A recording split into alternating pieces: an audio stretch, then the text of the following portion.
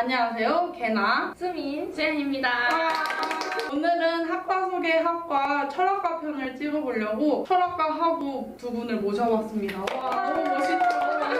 제가 철학과 하면 뭔가 말 하나하나, 단어 하나하나에 막 의미를 두고 생각을 하고 공상을 할 것 같은 그런 느낌. 뭐 학교에서는 맨 뒷자리 창문가에 앉아서 먼 산을 바라보며 아, 인생은 이런 것이야. 막 이렇게 생각할 것 같은 느낌이 있는데요. 철학과 하면 듣는 편견들과 오해에 대해서 알아보고 싶은데 한번 말씀해주세요. 일단 사실 앞에서 말하는 부분 어느 정도는 맞다고 생각합니다. 맞아요. 인생에 대해서 생각을 자주 하고요. 하지만 막 그런 편견들이 있어요. 철학과를 나오면 막 철학관을 차린다. 막 이런 말도 안 되는 물론 어느 분들은 차리시는 분들도 있을 수도 있지만 사실 다 그렇지 않고 뭐 점집을 한다. 막 이름 장명해달라. 내 관상을 맞아. 이런 경우가 있거든요. 그렇지 않습니다. 저희는 학문에 대해서 배우고 물리적 사고나 이성적을 이렇게 다루는 부분에 대해서 배우기 때문에 저 같은 경우에는 철학과 김수현입니다 이렇게 소개를 하면은 철학과 같이 생기셨어요. 이 얘기 진짜 많이 들어요. 그리고 이제 친구들한테도 나 철학과 갔어 그러면은 역시 넌 그럴 줄 알았어 이런 얘기. 뭐가 역시야 뭐가 너랑 너무 잘 어울려. 나 이런 얘기 굉장히 많이 들어요.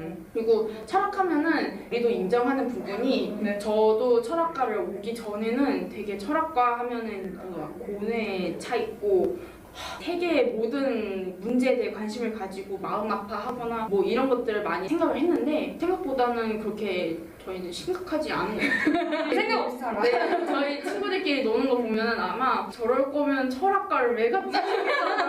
정말 생각 없이 재밌게 놀거든요. 제가 들은 얘기 중에서 가장 충격적인 건 넌 철학과 같이 생긴 것 같습니다. 네, 제가 이걸 설명해드리려고 책을 몇 권을 가지고 왔어요. 이 책을 제외하고는 다 학교에서 배우는 책들을 가지고 왔는데 일단 우리가 그 교육과정이 바뀌기 전에는 1학년들이 서양 철학사를 배우고 동양 철학 고전기초 강독을 배우고 이제 2학기 때 가서는 서양 철학 고전기초 강독을 배우고 이제 동양 철학사를 배우는 이런 과정을 거쳤어요. 이 책은 제가 1학년 1학기 때 서양 철학사를 배우면서 썼던 책이거든요. 이게 1권이랑 2권이 두 개가 있어요. 대부분 교수님이 설명을 해주시면서 여기에 나오는 부가적인 이야기들을 제가 읽고 이제 시험을 보는 그런 편이었고요. 그리고 이거는 내가 되게 힘들어했던 동양 철학 고전 기초 강독이라고 이게 책이 보면은 한쪽은 글자가 써져 있고 한쪽은 제가 이걸 그대로 필사를 해야 됐었어요. 이거를 한자랑 한글을 그대로 베껴 적어가지고 제출하는 게 한 학기 과제였었거든요. 그래서 이제 논어에 나오는 한자 구절을 배우고 이제 구절을 끊어서 어떻게 해석하는지도 배우면서 논어의 참 의미를 알아가는 시간을 가졌었고요.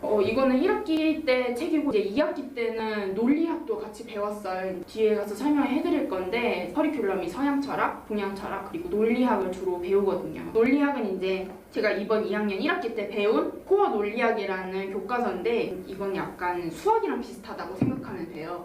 수학이요? 수학이요. 철학과 가면 수학이랑 멀어지는 거 아니었나요? 저도 수학을 피해서 문과로 오고 문과 중에 문과에 철학과에 오긴 했지만 역시 수학은 빼놓을 수 없더라고요. 근데 너무 겁먹지는 마세요. 겁먹지 않으셔도 돼요. 논리학은 숫자는 안 나옵니다. 이제 이건 제가 가장 재밌게 배운 과목 중에 하나인데 실존주의라는 그 수업에서 배웠던 실존주의는 휴머니즘이다. 장폴 사르트르의 그 연설문을 그대로 적은 책인데요. 이거랑 여러 가지 교수님이 제공해 주시는 자료집을 보면서 이제 실존주의 사조에 대해서 배우는 시간을 가졌습니다. 본격적으로 설명을 드리자면 이것도 굉장히 본격적이었는데 한 번 더 본격적으로 설명을 드리자면 근데 보통 철학과라고 하면은 어느 대학에나 흔히 있을 법한 학과라고 생각을 하시잖아요. 근데 제가 촬영을 준비하면서 조사를 해보니까 서울권 여자대학교 중에 철학과가 개설된 학교는 이대랑 우리 덕성대밖에 없습니다. 우리 덕성여자대학교 철학과 같은 경우에는 1988년도에 개설이 돼가지고 굉장히 유구한 역사를 자랑하는 학과예요. 그래서 역사에 걸맞게 엄청나게 많은 커리큘럼 그리고 굉장히 단학교화된 커리큘럼도 있으니까 그걸 한번 소개를 해드려 보겠습니다. 일단은 크게 우리는 서양 철학, 동양 철학 그리고 논리학을 배워요. 근데 근데 또 덕성여대만의 철학과 특별한 부분이 동양 철학이라고 하면 대부분 이렇게 논어처럼 성리학이라던가 아니면 실학을 배운다고 생각하시는 경우가 많은데 저희는 이제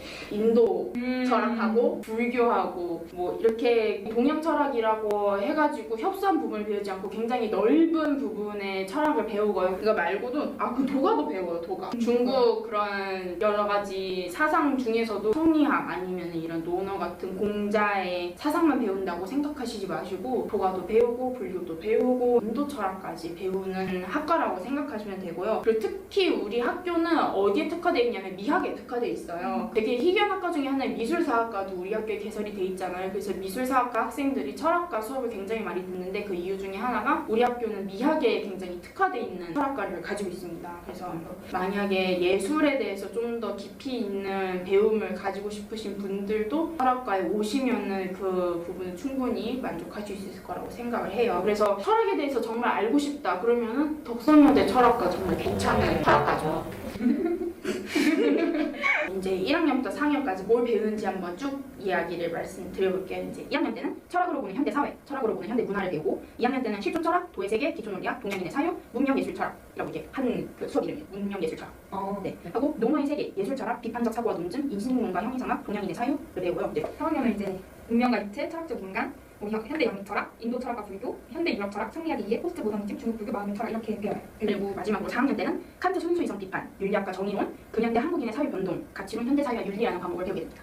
아니 이름만 들어도 그냥 손이 빠질 정도로 너무 어려운데 이 과에서 어떻게 살아남으신 거죠? 철학과에 1학년부터 4학년까지의 커리큘럼을 알아봤는데 이 과에서 살아남기 위한 그 공부 꿀팁, 학과 생활에 대해서 한번 이야기를 나눠봐요. 저랑 이 친구랑 이제 동기라서 1학년 때부터 되게 공부도 같이 많이 하고 그랬었는데요. 저희 둘이 공부 스타일이 완전 반대예요. 정말 달라요. 진짜 반대예요. 저는 벼락치기파? 막 수업 이렇게 말하면 안 되지만 수업 시간에 이렇게 막 창밖에 보면서 막 정말 밖에 나가고 싶다 막 이런 생각 해보고 막 이렇게 성실하게 막 정말 꾸준하게 오래 버티지 못했어요. 그래서 근데 이 친구는 정말 꾸준하고 막 언니 이거 해야 되잖아 이러면서 약간 이렇게 딱딱 계획적인 스타일인데 저 같은 경우 되게 단기적으로 성적을 올릴 수 있는 방법을 알려드리도록 하겠습니다. 먼저 관련된 기출 문제가 있다? 그러면 그거를 이제 다 풀어봐요. 거기서 이제 모르는 부분을 알아가기 시작을 하고 막 명리 철학자에 대해서 시험 범위다 그러면은 칸트 막 어떤 철학자들이 있고 이 철학자들을 이제 찍어내는 거예요. 위에서부터 교수님이 이제 시험 문제 낼 법한 것들을 저는 이렇게 준비를 하는데 이 친구 완전 반대예요. 저는 이렇게 기억력이 좋지가 못해요. 그래서 저는 되게 오랜 시간을 잡고 꾸준히 공부하는 걸 굉장히 좋아하는데 그래서 저는 사실 1학년 1학기 때까지만 해도 철학 그냥 외우면 되는 거 아닌가 해서 저도 약간 벼락치기식으로 공부를 했는데 굉장히 크게 뒤었습니다. 쉽지 않았어요. 그래서 제가 생각해낸 방법이 제가 이렇게 구차한 말을 하게 될 줄 몰랐는데 교수님이 하시는 말씀을 하나하나 다 받아 적었습니다. 뭐 교수님이 이야기를 하다가 이제 사담 같은 걸 하시잖아요. 그러면 그 사담에 대한 제 반응을 적어놔요. 예를 들어서 교수님이 랩을 하셨다 그러면은 랩을 정말 못하신다. 가끔 진짜 하십니다. 아니면은 이제 철학과 철학자에 대한 어떤 이야기를 하면서 이 철학자가 어떻게 살았다 이런 얘기를 하면은 저렇게 살지 말아야겠다 이런 식으로 저의 사담을 적어두거나 제 궁금증을 적어두기도 해요. 이제 시험 기간 때 공부를 하기 시작하면은 교수님들이 질문을 받으러 오라고 많이 말씀을 하세요. 그 질문을 정리를 해놨다가 이제 제가 공부를 하면서 해결해 나갈 수 있는 부분은 해결을 하고 정말 궁금한 것들을 이제 교수님한테 가서 질문을 하면 교수님은 그거보다 더 많이 알려주시니까요. 질문하러 오는 학생들을 정말 좋아하세요. 제가 교수님 질문 있는데요 그러면은 질문해주세요. 질문을 받으면은 또 교수님이 그거보다 더 많이 설명해 주시니까 제가 알고 싶었던 것보다 더 많은 것을 알게 되고 그런 식으로 저는 학기 초부터 학기에 시작한다, 학기가 끝난다 그럼 그때까지가 다 시험 기간인 거예요. 저는 꾸준히 공부를 해가지고 알게 되는 스타일인데 제가 꼭 말씀드리고 싶은 게 고등학교 때처럼 시험 공부를 한다고 생각하면은 남는 게 없더라고요. 대학 공부는 고등학교 때처럼 국어, 수학, 영어, 뭐 사회, 과학 이걸 다 이제 통틀어서 배우는 게 아니라 정말 관심 있는 분야 하나를 하면 깊게 파고 들어가는 거잖아요. 그래서 시험 공부를 위한 공부를 하게 되면 나중에 남는 게 없어지더라고요. 저도 1학년 1기 때 배웠던 내용이 뭔지 하나도 기억이 안 나는데 근데 이러면 정말 아깝잖아요. 그동안 공부했던 게. 그래서 여러분이 만약에 공부를 하시게 된다면은 평생 안고 가는 마음이 양식이다라는 생각으로 꾸준히 공부를 하셨으면 좋겠어요. 저는 이게 과거는 정말 소중한 거더라고요. 이 대학교에 와서 저희 철학관 레포트를 쓸 때 여전히 이지영 선생님을 놓지 못합니다. 교수님들이 이제 학생들 가르치실 때 고등교육 과정을 다 아신다고 생각을 하시고 가르치는 것 같더라고요. 그죠? 그래서 기초 지식이 좀 이렇게 만약에 내가 그쪽 과목을 선택하지 않았다 하면은 이 기본 개념을 좀 참고해서 아, 내가 알고 있는 철학자가 이 생각을 한 게 맞아 하면서 베끼진 않고 이제 참고를 해서 쓸 수 있는. 맞아요. 확실히 이게 철학과에서 모든 철학자 하나하나를 깊이 배우기에는 제약이 있기 때문에 아까 말씀드린 것처럼 일단 실존주의다 하면은 실존주의 사조에 대해서 이 실존주의를 했던 철학자들을 다 한꺼번에 배우거든요. 그래서 이게 배우다 보면은 약간 자기 속도에 안 맞을 수 있어요. 그럴 때는 이제 언니가 말한 것처럼 그런 고등학교에서 배우는 것들 이제 시험 문제를 내야 되니까 일목요연하게 정리를 하잖아요. 이 철학자는 이거 누구는 저거 이런 식으로. 그래서 이걸 어느 정도 알고 수업을 들으면은 아, 이 철학자가 얘기하고 싶었던 게 이런 거였구나 이러면서 수업을 들을 수 있어서 훨씬 이해도가 높아집니다. 고등학교는 약간 그 철학자가 뭘 했어?를 배우면은 이 대학교는 그 철학자가 이제 왜 그런 생각을 왜 그런 생각을 했는지랑 그걸 통해서 내 생각을 얻는 그런 정도? 그렇습니다. 네, 질문이 하나가 있는데 네. 시험을 볼 때 시험 문제들이 다 논술형으로 막 삶이란 무엇일까요? 여러분 막 이런 거가 나오는지 아니면 이 철학자가 한 무슨 의미를 담고 이 이야기를 하였을까요? 찍어보세요. 막 이런 걸 하는지 궁금해요. 아, 이거 제가 이번에 그 시험 문제를 하나 읊어드릴 충격적인 시험 문제였는데 네. 맞아. 시험 문제가 딱 두 문제였어요. 말씀을 드리자면은 실존 철학 문제예요. 모의고사 때 레포트를 써서 제출해야 됐었는데 존재와 무와 실존주의는 휴머니즘이다 해서 사르트르는 타인에 대해 약간은 다른 주장을 하는 것처럼 보입니다. 두 책의 생각을 종합해 볼 때 사르트르에게 타인이란 결국 어떤 존재일까요? 이게 시험 문제였어요. 이 배점이 150점이었거든요. 그래서 이 분량은 600단어 이내로 써야 됐었는데 이제 600자? 600자가 아니라 600단어다 보니까 네. 분량이 한 2페이지까지는 나올 수 있어요. 아, 그래서 내가 점수가 잘 안 나왔구나. 이런 거는 존재와 무라는 텍스트를 교수님이 제공을 해주시고 그리고 이 책을 읽으면서 사르트르가 타인에 대해서 어떻게 생각했는지를 분석을 해야 되는 문제예요. 대부분의 철학과 시험은 문제가 많으면은 5문제, 적으면 이런 식으로 2문제만 나와가지고 이거를 어떻게 생각하는지에 대해서 길게 에세이 형식으로 써야 되거든요. 앞장 쓰고 뒷장 쓰고 그래도 모자라면 한 장 더 달라고. 근데 그런 일이 굉장히 비일비재해요. 그리고 이거는 또 서양 철학에 대한 시험이었다면은 논리학 같은 경우에는 실질적으로 수학 문제를 푸는 것처럼 문제를 한 10개 정도 주시고 풀이 과정을 쓰는 형식으로 진행이 되거든요. 이것도 굉장히 재미있는 게 재밌지는 않은 것 같은데. 흥미로워요. 그냥 시험 문제 맛보기를 설명을 드리자면 다음 문장을 기호화하세요가 문제고 그 밑에 딸린 문제로는 아무도 어떠한 것을 그 누구에게도 말하지 않았다를 기호화로 표현을 해야 되는 거예요. 특수 문자 같은 그런 기호. 네, 맞아요. 이렇게 생긴 게 모두를 얘기하는 거고 이렇게 생긴 거는 어떤 사람, 그러니까 이거는 올이고 이건 썸이거든요. 이런 식으로 약자가 있고 거기에 대해서 뭐 수로 논리, 기호화 논리 이런 식으로 굉장히 다양한 논리학의 여러 가지 그 표현 방법들이 있는데 그걸 배우고 시험 문제에 적용을 하는 식으로 문제를 풀게 됩니다. 어렵지 않아요. 너무 어려워 보여요. 사실 철학과가 굉장히 소수과잖아요. 그래서 친구들끼리 사귀기 굉장히 쉬워요. 맞아요. 그리고 철학과다 보니까 제가 아까 전에 커리큘럼을 쭉 소개해드렸다시피 한 학년당 들을 수 있는 수업이 그렇게 많지 않아요. 그것도 학기로 나뉘다 보니까 어차피 다 들어야 되니까 한 2-3개 정도 듣다 보면은 겹치게 되거든요. 수업이 자꾸. 그게 되면서 이제 야, 너 시험 봄이 이거 알아? 이런 식으로 연락을 하고 막 나 졸았는데 녹음 파일 좀 줄 수 있어? 이런 식으로 연락을 하면은 이제 그때부터 친해지게 됩니다. 고마워, 밥 한 번 사줄게. 그러면 철학과는 답사나 이런 것들 가요. 철학과 답사 있습니다. 답사 가서도 좀 공부에 대해서 막 상상하고 그렇지 않아요. 그렇지 철학과 않아요. 있습니다. 아닙니다. 저희 답사를 근데 약간 현장 체험 같은 기분으로 굉장히 가볍게 가거든요. 물론 기획 자체는 가볍지 않지만 국립현대미술관을 가가지고 전시품을 살펴보고 큐레이터분의 설명을 듣고 철학과 학생들끼리 직접 얘기를 나눠보기도 하거든요. 이 작품을 어떻게 생각하는지. 저는 굉장히 깊은 감명을 받았었어요. 왜냐하면 제가 생각했던 현대미술은 굉장히 그 현실과 동떨어져 있고 자기들만의 세계 이런 걸 많이 생각을 했는데 생각보다 실험적이고 훨씬 더 실용적이고 그리고 시사 문제에 대해서 적극적으로 개입을 하려고 하는 그런 의지가 보여가지고 저는 정말로 재밌었거든요. 거기서 봤던 것 중에 굉장히 재밌었던 작품 중에 하나가 이렇게 모퉁이로 돼 있는 이런 작품이었어요. 그리고 여기에 의자가 양쪽에 있었는데 옛날에 교회에서는 이런 식으로 의자 배치를 해두고 토론을 했다고 해요. 여기엔 여자가 앉고 여기엔 남자가 앉은 상태로 서로의 얼굴을 보지 않고 목소리만 듣고 토론을 했었는데 사실 토론은 굉장히 공격적으로 변할 수 있는 그런 논쟁이잖아요.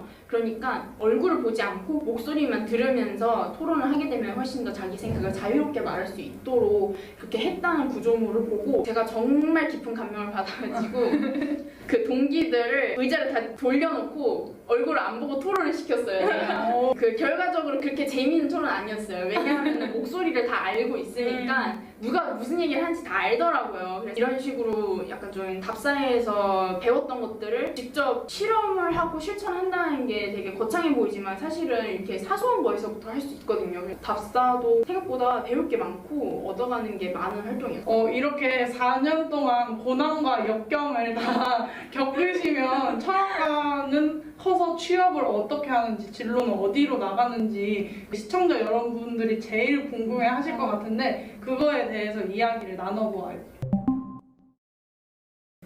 이건 저도 굉장히 궁금했던 부분이거든요, 사실. 철학과 도대체 뭘 해먹고 사냐.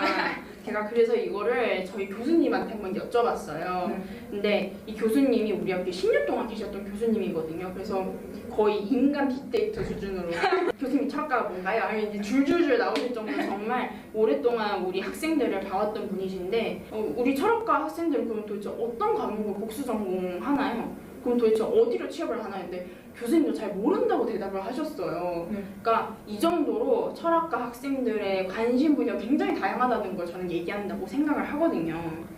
그래서 제가 여러 가지를 찾아보니까 기본적으로 철학을 전공하게 되면은 분석적 사고와 합리적 평가와 문제 해결력, 의사소통 능력, 표현력, 작문력, 프레젠테이션 스킬, 트렌드 파악 능력, 설득력, 기획력, 윤리의식, 공정성, 책임감을 줄 수 있다고 합니다. 이를 바탕으로 공무원, 시민단체, 금융, 언론, 방송, 출판, 문화, 기획, 승무원, 패션, 교육 등 전문 분야를 진출을 하고 기업의 규모를 가리지 않고 대기업, 중소기업, ICT 기업, 스타트업 등 다양한 분야에서 활약하고 있습니다. 실제로 철학과 선배님들이 사회에 진출하셔서 하고 계신 일들이에요. 좀 더 자세히 말씀을 드리자면은 일반 기업, 철학 노조교사, 교수, 항공사, 방송신문 기자, 아나운서, 방송작가, 자치 디렉터, 출판 편집자, 생협, 홍보대행사, 은행, 학원 강사, 영어 평론가, 연극평론가, 번역가, 문화 콘텐츠 작가, 방송평론가, 인문사회계획교수, 전시기획자, 판대사, 출판물 기획 전문가, 철학연구원, 경영기획 사무원, 지역재 홍보위원, 기획 홍보 및 광고관리자, 문화재 보존가로 활동하고 계신다고 합니다. 와, 철학은 어디에 접목시켜도 모든 걸 해낼 네, 수 있는 맞아요. 무궁무진한 잠재력을 갖고 있는 학과인 것 같아요. 맞아요. 실용 학문하고 이제 순수 학문 모두가 철학에서 시작했다고 해도 과언이 아닐 정도로 철학은 모든 학문에 어떻게 보면은 기반이 되는 학문이에요. 다르게 말하자면은 철학 하나로는 아무것도 할 수가 없거든요. 자신의 관심 분야에 좀 더 많이 뛰어들 수 있도록 복수 전공 제도를 많이 활용을 하고 있어요. 또 이제 법학과 수업을 한번 들어봤는데 이게 또 엄청 재밌더라고요. 그래서 법철학이라는 분야도 있다 보니까 이걸 또 철학적인 관점으로 어떻게 해석할 수 있을까라는 그런 가지치기를 할 수 있어요. 제가 먼저 얘기를 하자면 이 언니가 아까 전에 얘기를 했던 것처럼 윤리 노트 절대로 버리시면 안 돼요. 그 철학이랑 윤리랑은 다른 개념이긴 한데 그래도 생활과 윤리와 사상을 배우면서 철학자에 대해서 한 번씩은 훑고 오잖아요. 근데 그게 굉장히 중요해요. 저 같은 경우에는 수능 사탐 선택 과목이 동아시아사랑 사회문화였어요. 전혀 윤리랑 관련 없는 과목을 배웠는데 제 생각에 한 번쯤은 보고 넘어가면 좋겠다 싶어가지고 조금 봤거든요. 앞부분만 조금만 봤는데도 수업을 들을 때 굉장히 도움이 많이 됐었어요. 맞아, 아리스토텔레스가 이런 말을 했었지, 플라톤이 이런 말을 했었지, 이런 게 굉장히 중요합니다. 그리고 그 철학과에 오고 싶어 하거나 오기를 결정하신 분들이 사실은 자기가 정확히 뭘 하고 싶은지 모르시는 경우가 굉장히 많아요. 저 같은 경우에도 사실 철학과에 성적을 맞춰서 오게 된 경우여가지고 처음에는 아 철학과가 뭐야 막 심리학이라던가 정치외교학이라던가 이런 식으로 굉장히 멋지고 어떤 진로가 정확히 정해져 있는 학과에 가고 싶었는데 철학과는 이렇게 자기가 하고 싶은 게 뭔지 명확하게 정해지지 않은 사람들이 오기 정말로 좋은 과예요. 저도 고등학교, 중학교 때 나름대로 꿈꿔온 진로가 있고 그게 구체적이었었는데 대학에 올라와가지고 제가 정말 이걸 하고 싶은 게 맞는지 저한테 정말 맞는 직업이 뭔지 고민을 많이 했는데 이럴 때만 철학과라는 게 너무 다행이라고 느껴졌었거든요. 왜냐면 철학과에서는 당장 뭔가를 하지 않아도 되니까. 그래서 이런 공부를 하면서 내가 뭔가를 찾아갈 수 있는 여유를 가질 수 있다는 점이 철학과는 굉장히 좋고 대신에 정말 자기가 하고 싶어하는 관심 있는 분야를 하나 정도 만들어 오면 좋을 것 같아요. 언니처럼 영상 쪽에 관심이 있다 하면은 이제 그런 부분에 대해서 동아리 활동을 한다던가 적극적으로 그 학교 생활 외에 다른 곳으로 뛰어들 준비를 하고 계셔야 된다고 저는 생각을 해요.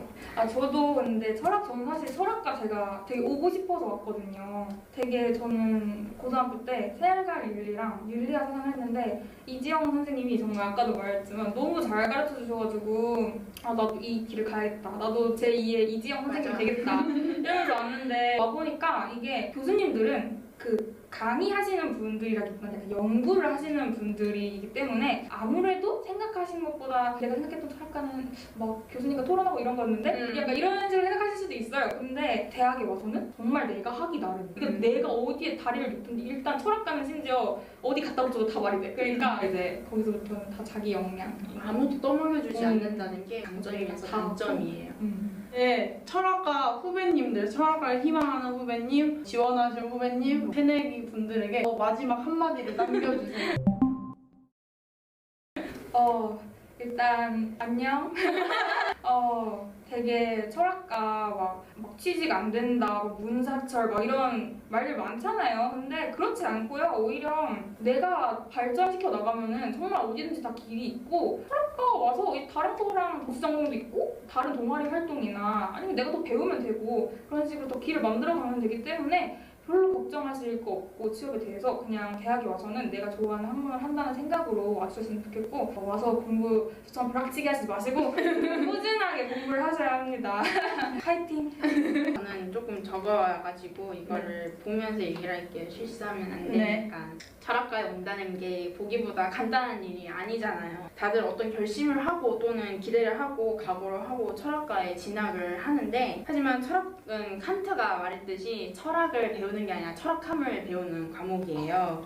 그리고 철학자의 모든 사상이 다 설득력이 있고 옳다고 얘기할 수 없습니다. 그래서 철학은 스스로 생각할 수 있는 힘을 기르고 세상을 다양한 시각으로 바라볼 수 있는 훈련을 하는 곳이 철학과이기 때문에 동양, 서양 사상을 배운다고 해가지고 내가 동양 철학을 배운다고 해서 내 반쪽은 동양 철학, 내 반쪽은 서양 철학 이게 아니잖아요. 이 모든 배움이 내가 되는 과정이에요. 철학을 배운다는 거는. 그래서 굉장히 철학적이네요. 베르나르 사르트르가 말했듯이 철학과에 온다는 거는 거인의 어깨 위에 서서 세상을 바라보는 작업이에요. 그렇기 때문에 두려워하지 마시고 스스로를 사르트르가 말했던 것처럼 기투하셨으면 좋겠습니다. 선배님 너무 멋있으세요. 이렇게 학과 속의 학과, 철학과 거장 두 분을 모시고 이야기를 나누어 보았는데요. 많은 도움이 되셨으면 좋겠고 질문이 있으시다면 댓글로 많이 적어주시고 구독, 좋아요. 알림 설정